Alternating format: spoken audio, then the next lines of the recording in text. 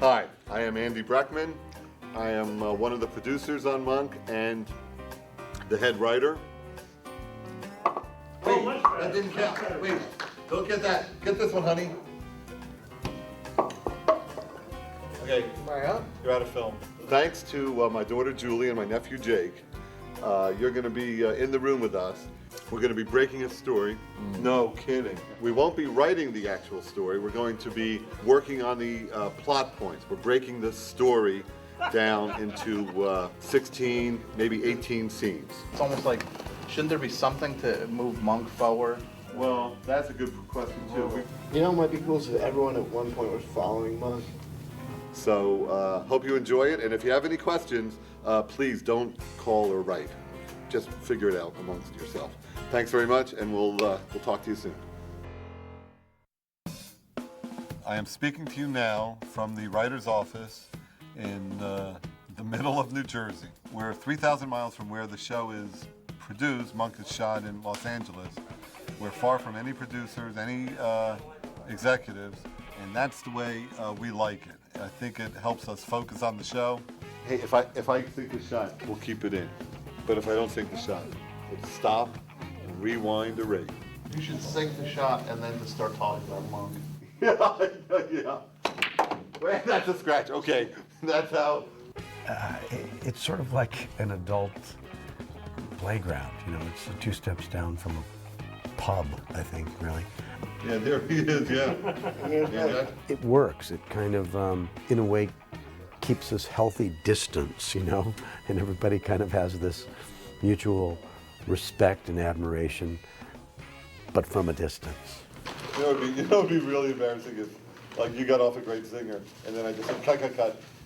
Okay, now roll again, and then I said the singer, like I stole your line. That would be the greatest. We're in a building that has there's a dentist below us. We can come up with all this stuff on our own without the world weighing in on it. I think if we were in Los Angeles and if everybody was in on the process, the scripts, they might be missing like that little element of magic that seems to be happening here. We decide an awful lot of things as a group, and that's the fun part. All of us pitch ideas that we think will make good Monk episodes. Andy will reject 99% of them. I think this is great. He's in charge of quality control, and he, because he created the show, knows what is going to work better than anyone. Well, we're on or close to schedule, at the very least. We start with the germ of an idea. That can be anything that anyone brings into the room. Oh, bounty hunter would be really funny. Like a real, Like a mad dog. yeah. A weird way to kill somebody, or a weird clue, or an interesting motive. The whole idea of the freebies and how Monk gets paid is something that we've never really addressed. I think it could be very funny. Exactly. And somebody will throw it out into the room, and the rest of us will kick it around and see where it goes, and go through the process of, well, if that happened, what about this? Yeah, Like it couldn't, so I put up the security stuff. There's no way to break in. And then Monk's like, first you turn this, then you do that. Yeah. It's harder than it looks. Like, we spend a lot of time, like, making sure these things only have, 2 plot holes at most, which, it's pretty hard to do. It's only at the end when that whole process is done, it takes about a week, where the entire story is laid out, all the scenes, what's going to happen in the scenes, what some of the jokes are. It's only at that point that the official writer or writers of the episode takes the outline that Andy has prepared on his laptop and takes it away and turns it into an actual script. Here you go, Jakester.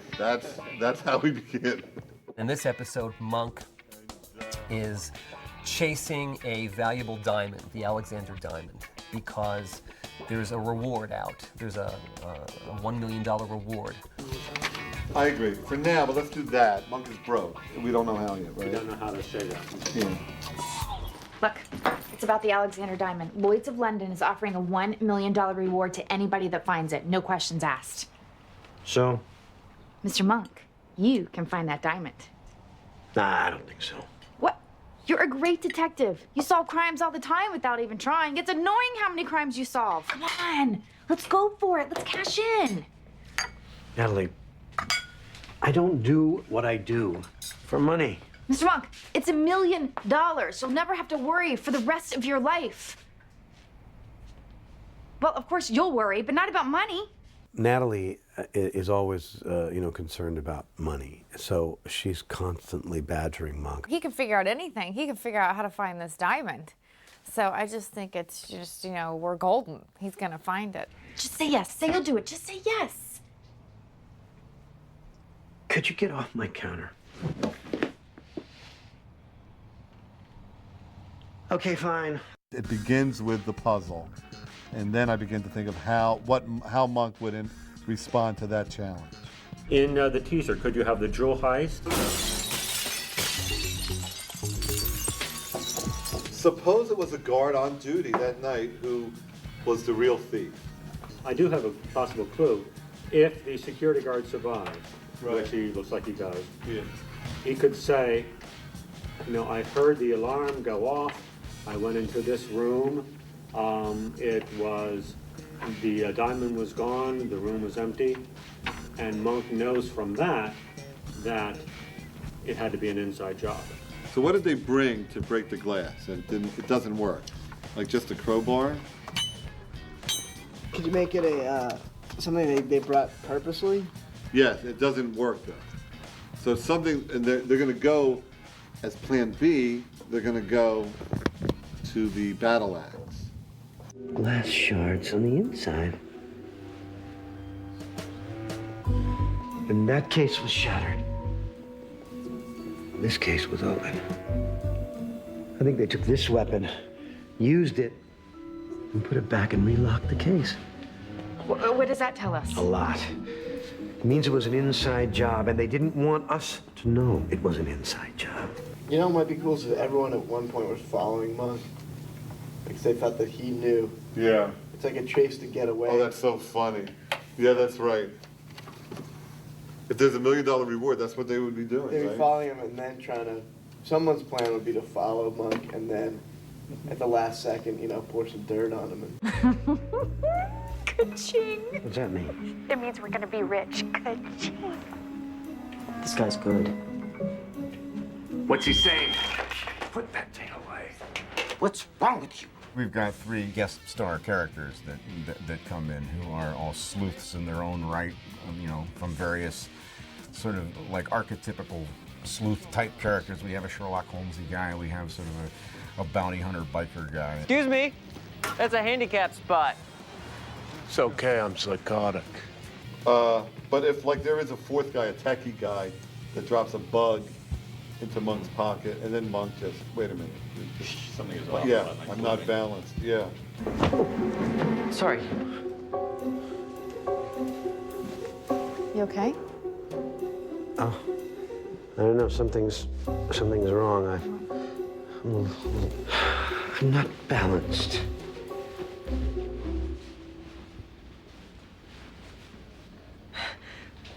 Excuse me. Yeah, I'm gonna be needing that back because I only have 2 of them and the other one doesn't work. Are you following us? They want to sort of follow Monk around and wait for him to uncover the whereabouts of the diamond. And at the moment he does, they're going to pounce. So the police headquarters is our primary scene. We're also doing a little bit with the heist there. So, for the record, where were you during the robbery? For the 5th time, okay? I was at my station on the main floor. I never left. I didn't even go to the bathroom.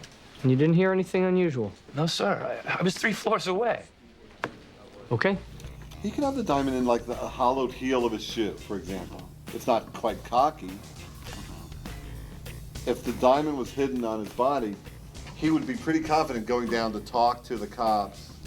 You don't think there's just an inherent element of cockiness? You're going into the police station with the thing on your person. I think we have to. Occasionally things do get dumped in the interrogation room when a person realizes he's going to be arrested. Sometimes the police find it. Sometimes it winds up getting found by the cleaning staff. No kidding. That's our story. Wait, there were a few good things. Oh, it has a great fair clue. That's one of the great fair clues of all time. The chewing gum. He was chewing gum when he was brought in, and he wasn't chewing gum when he was brought out. Great, because the audience at home. Excuse me. My name is Jenny Mandeville, and I did something I'd like to confess. What'd you do, Jenny? I robbed a bank. Who's she? Looney Tune of the month. Her name's Jenny Mandeville. She keeps coming here and confessing to stuff. What was it this time? She comes in, same as yesterday. She says she accidentally killed her roommate. So I take her into one of the back rooms, turn on the tape recorder. Turns out her roommate was a hamster. She didn't look unstable. They never do. Yeah, it's really interesting. Can we get back to work now? The diamond, remember? So then we at home are wondering, what is that? What's going on? I think that's fine. Knowing that this woman who keeps confessing to weird, stupid crimes is somehow connected, I think is a nice beat. But we know it. Yeah. But Monk doesn't know it yet. But what could she say, like, to want to change interrogation room?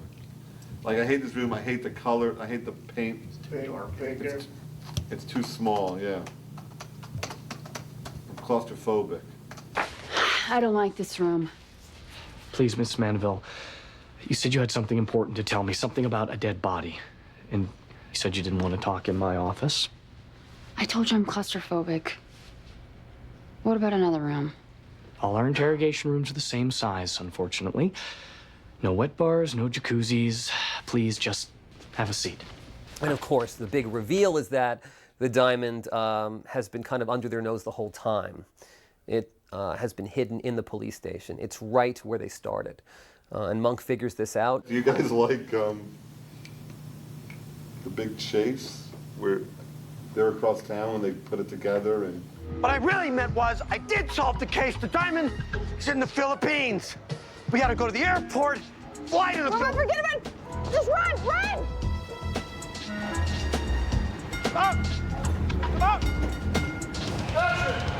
So it's very much like it's a mad world. There's an element of that where they're all after the same prize, and it's a bit of a race.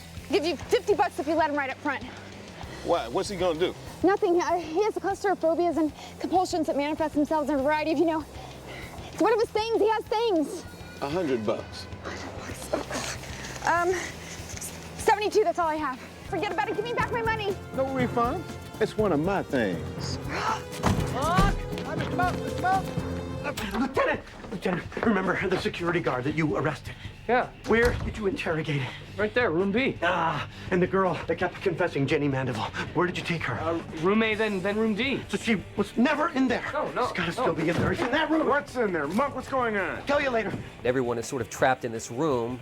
Monk figures out what's going on, but he's just a few moments. It's kind of all too late to allow them to recover the diamond, and of course the cleaning lady happens to be in the right place at the right time.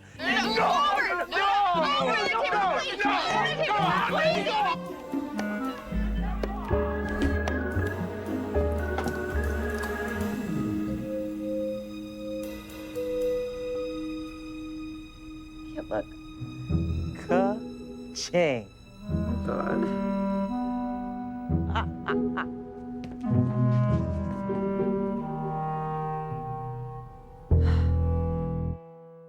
I'm very proud of this writing staff. I really think we ended up putting together a great team of writers, and I'm very proud of this process, and I think it's kind of unique in television. I'm excited to have this finally be put on film and to share it.